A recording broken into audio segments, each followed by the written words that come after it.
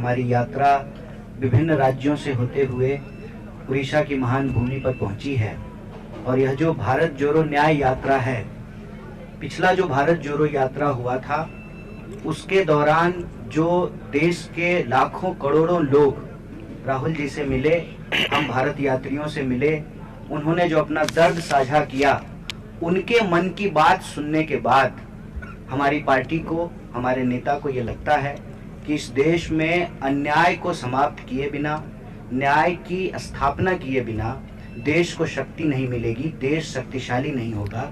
और देश का मतलब देश के 140 करोड़ लोग। तो ये जो देश के 140 करोड़ लोग हैं, उनके साथ, किसी के साथ भी जो अन्याय हो रहा है, उस अन्याय को समाप्त करने के लिए यह भारत जोड़ो न्याय यात्रा 5 तरह के न्याय की बात कर रही है। पहला युवा न्याय, दूसरा हिस्सेदारी न्याय, तीसरा नारी न्याय, चौथा किसान न्याय और 5वां श्रमिकों का न्याय। ये 5 प्रकार के न्याय से इस देश के जो 140 करोड़ लोग हैं, उनमें से किसी भी व्यक्ति के साथ अगर कुछ अन्याय हो रहा हो तो हम न्याय उनको दिला सकें, न्याय को स्थापित कर सकें, इसी संकल्प को लेकर के ये यात्रा चल रही है।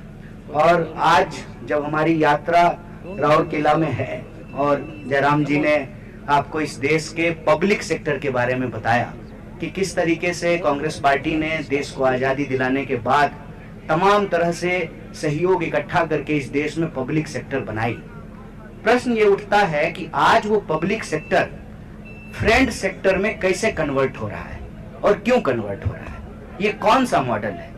पब्लिक सेक्टर को प्रधानमंत्री जी नरेंद्र मोदी जी फ्रेंड सेक्टर में तब्दील कर रहे हैं और उनकी इस पकौड़ानॉमिक्स के चलते, ये जो पकौड़ा तलने वाली जो इकोनॉमिक्स है, उसके चलते आज देश में कमर तोड़ महंगाई और जबरदस्त बेरोजगारी है। और ये आंकड़ा आप सब लोगों से छुपा हुआ नहीं है कि 45 साल में देश में सबसे ज्यादा बेरोजगारी है। और जब आप बेरोजगारी की बात करेंगे तो आए दिन आपको इस देश के बेरोजगार नौजवान सड़कों पर आंदोलन करते हुए दिखाई देंगे। अभी आप लोगों ने देखा होगा कि रेलवे भर्ती को लेकर के नौजवानों ने एक बड़ा आंदोलन किया। आपने देखा होगा, अलग बात है कि आपने नहीं दिखाया, लेकिन आपने देखा जरूर होगा कि इस देश के नौजवान अपने रोजगार के लिए किस तरह से दर दर भटक रहे हैं। अगर आप सिर्फ केंद्र सरकार की बात करें तो 10 लाख से ज्यादा पद जो हैं वो रिक्त पड़े हुए हैं। प्रधानमंत्री जी इन पदों को भरने की कोई कोशिश नहीं करते हैं। उल्टे प्रधानमंत्री जी कहते हैं कि आप पकौड़ा बनाइए, मतलब वो इस देश के नौजवानों को उल्लू बनाएंगे और नौजवानों को कहेंगे कि आप पकौड़ा बनाइए। इसके पीछे मनसा क्या है? मनसा देखिए बिल्कुल साफ है, वो अपने दोस्तों की मदद करना चाहते हैं और दोस्त जो है उनके, वो पब्लिक सेक्टर को फ्रेंड सेक्टर में तब्दील कर रहे हैं। अपना जो है, जो पब्लिक की संपत्ति है वो अब निजी संपत्ति में कन्वर्ट हो रही है, बदल रही है। और इस मॉडल के चलते ये हो रहा है कि धीरे धीरे सरकारी नौकरियां खत्म की जा रही है। मतलब बिल्कुल सीधा है, न रहेगा बांस, न बजेगी बांसुरी, न रहेगा पब्लिक सेक्टर, न देनी पड़ेगी सरकारी नौकरी। सरकारी नौकरी नहीं देना पड़ेगा तो देश के आम नौजवानों को कोई सुरक्षा नहीं मिलेगी। मतलब इस देश के सांसद को पेंशन मिलेगा, आवास मिलेगा, टेलीफोन का बिल मिलेगा, हवाई जहाज ट्रेन पर चढ़ने का किराया मिलेगा, लेकिन इस देश के जो आम नौजवान हैं, आम परिवार के नौजवान हैं, उनको नौकरियां नहीं मिलेगी। और यह जो बेरोजगारी का दंश है, यह जो बेरोजगारी, बेकारी जो एक बीमारी बन गई है, इसके चलते आज नौजवानों को आत्महत्या करनी पड़ रही है। आप जानते हैं कि 1 घंटे से भी कम समय में एक नौजवान देश के किसी न किसी कोने में आत्महत्या कर लेता है। अब ये आंकड़ा 2 हो चुका है। जितना किसान आत्महत्या कर रहे हैं, उतना ही जवान आत्महत्या करना शुरू कर दिए हैं देश में। ये हमारे लिए चिंताजनक बात है। इसीलिए मैं आप सबके माध्यम से यह सवाल उठा रहा हूं कि अगर इस देश के गृह मंत्री के बेटा को बीसीसीआई का सेक्रेटरी बनाया जा सकता है, मतलब गृह मंत्री का बेटा बनेगा बीसीसीआई का सेक्रेटरी और देश के नौजवानों को मिलेगी 4 साल की ठेके वाली नौकरी।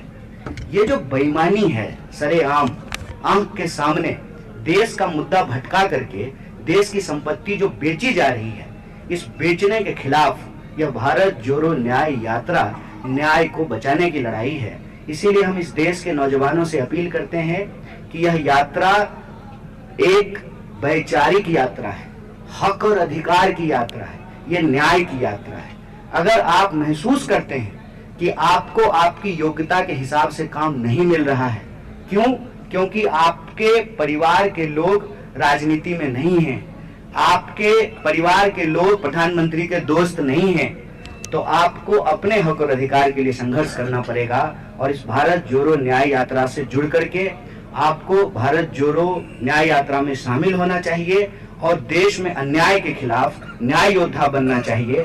बेकारी से आत्महत्या की जरूरत नहीं है, बेकारी के खिलाफ संघर्ष करने की जरूरत है और देश की अर्थव्यवस्था के साथ साथ अपने हिस्सेदारी को सुनिश्चित करने के लिए, न्याय का अधिकार पाने के लिए हम सब लोगों को लड़ना पड़ेगा। यही अपील मैं उड़ीसा के नौजवानों से भी कहता हूं कि आप रोजगार के लिए अपना राज्य छोड़ करके, लाखों नौजवान उड़ीसा छोड़ करके दूसरे राज्य में नौकरियां ढूंढ रहे हैं और बाहर की कंपनी जो मोदानी जी है ना, मोदी जी और अदानी जी, उनका जो इकोनॉमिक्स चल रहा है, यहाँ के जो संसाधन वो लूट रहे हैं, इस लूट के खिलाफ उनको एकजुट होना पड़ेगा। बहुत बहुत शुक्रिया।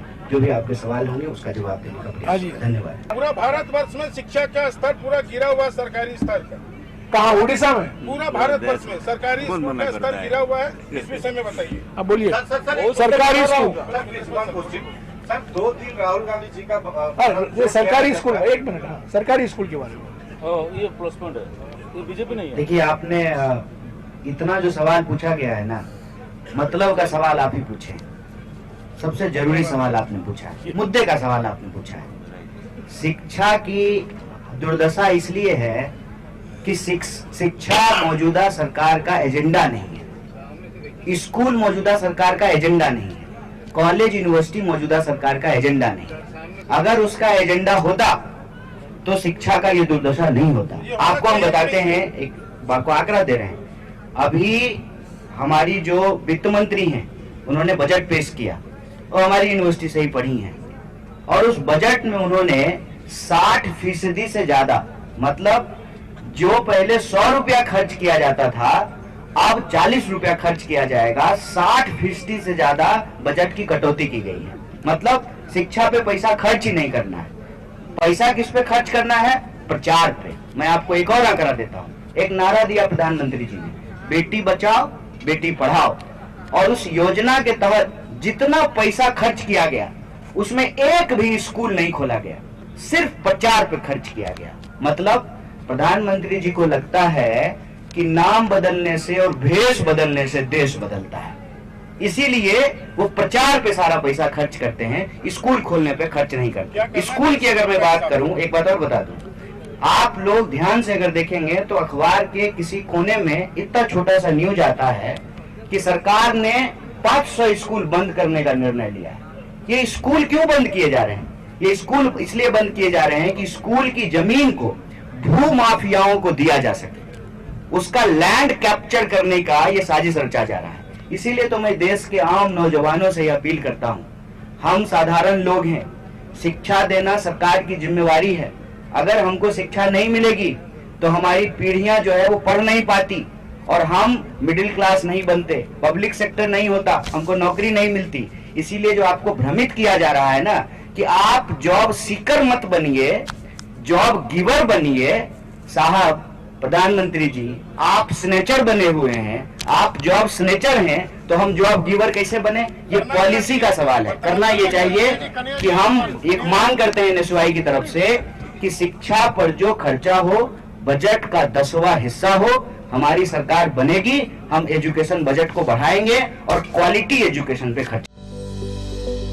Welcome to K-Mall, a premium project by Kaleen Group.